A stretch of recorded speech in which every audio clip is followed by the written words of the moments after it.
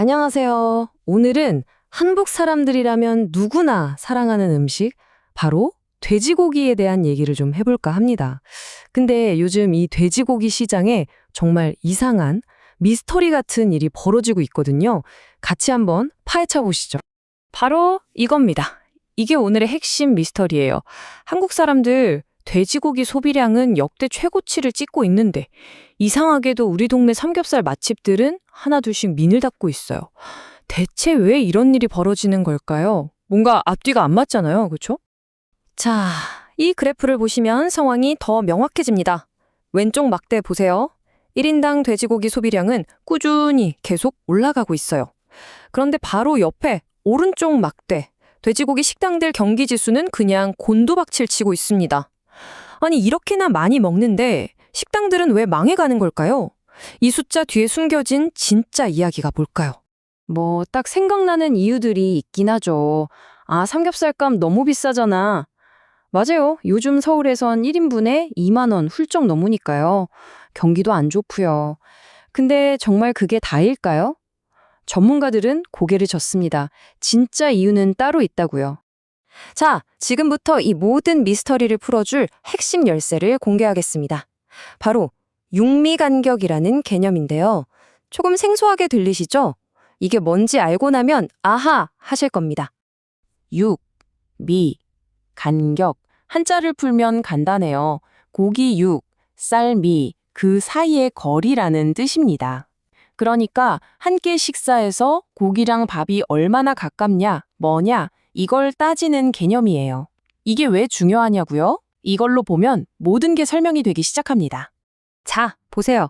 고기를 먹는 방식은 크게 두 가지로 나눌 수 있어요.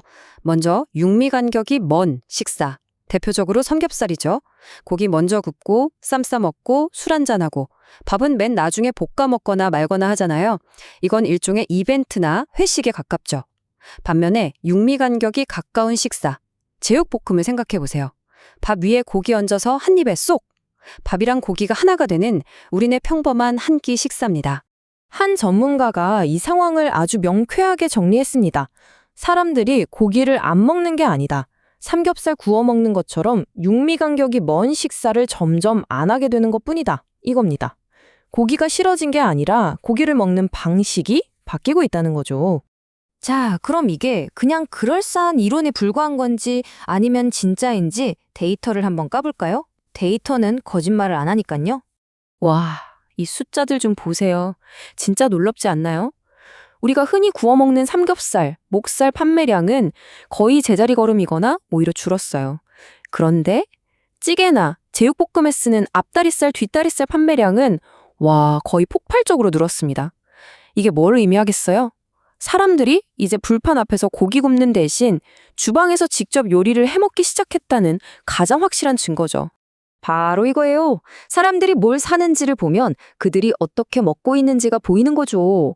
이제 마트에서 사는 고기는 회식용, 파티용이 아니라 그냥 오늘 저녁 반찬용 고기가 된 겁니다. 외식의 중심이던 불판이 이제 집 부엌으로 옮겨가고 있는 거예요. 그럼 도대체 왜 이렇게 바뀐 걸까요? 그 답은 바로 여기에 있습니다. 우리나라 1인 가구 비율이 무려 36.1%, 세 집 중 한 집 이상은 혼자 산다는 얘기죠. 여러분, 혼자 사는데 집에서 삼겹살 구워 먹는 거 솔직히 좀 번거롭잖아요. 냄새도 나고 치우기도 힘들고. 하지만 제육볶음에서 덮밥 한 그릇 뚝딱 하는 건 훨씬 간단하죠. 결국 사회가 변하니까 우리 밥상도 변하고 있는 겁니다. 정리해보면 요즘 사람들은 이걸 원해요. 첫째, 간편해야 하고요. 둘째, 가성비가 좋아야죠. 셋째, 혼자 먹어도 괜찮아야 합니다. 마지막으로 집밥처럼 편안한 느낌을 원해요. 다 같이 모여서 불판에 고기 굽는 문화는 이런 트렌드랑은 살짝 거리가 생겨버린 거죠. 자, 그럼 원인은 알았어요. 그럼 이제 어떻게 해야 할까요? 이 변화의 파도 속에서 돼지고기 식당들이 살아남으려면, 아니, 더 잘 되려면 어떻게 해야 하는지 그 전략을 한번 살펴보겠습니다. 아주 간단하고 명확한 3단계 전략이 있습니다. 첫째, 메뉴를 뜯어 고쳐야 합니다. 구이 말고 점심에 팔 수 있는 김치찌개나 제육볶음 같은 식사 메뉴를 강화하는 거죠. 둘째, 쓰는 고기를 다시 생각해야 해요. 비싼 삼겹살, 목살만 고집하지 말고 값싸고 맛있는 앞다리, 뒷다리살로 만들 수 있는 메뉴를 개발해야 합니다. 마지막으로 타겟 고객을 바꿔야 합니다. 저녁 단체 손님만 기다리지 말고 점심 먹으러 오는 직장인, 혼자 밥 먹으러 오는 손님들을 잡아야 한다는 거죠. 그러니까 최종 목표는 이거예요. 사람들이 오늘 고기나 구울까? 할 때 생각나는 고깃집이 아니라 그냥 배고픈데 저녁 뭐 먹지? 할 때 바로 떠오르는 밥집이 되는 것. 이게 핵심입니다. 그럼 이제 한 걸음 더 나아가서 이 현상이 우리 돼지고기 산업 전체에 어떤 미래를 보여주고 있는지 더 큰 그림을 한번 그려보죠. 우리가 지금 보고 있는 이 현상은요, 단순히 돼지고기 산업이 망해가고 있다는 신호가 절대 아닙니다. 이건 산업의 문법이 통째로 바뀌고 있다는 일종의 진화 과정인 거예요.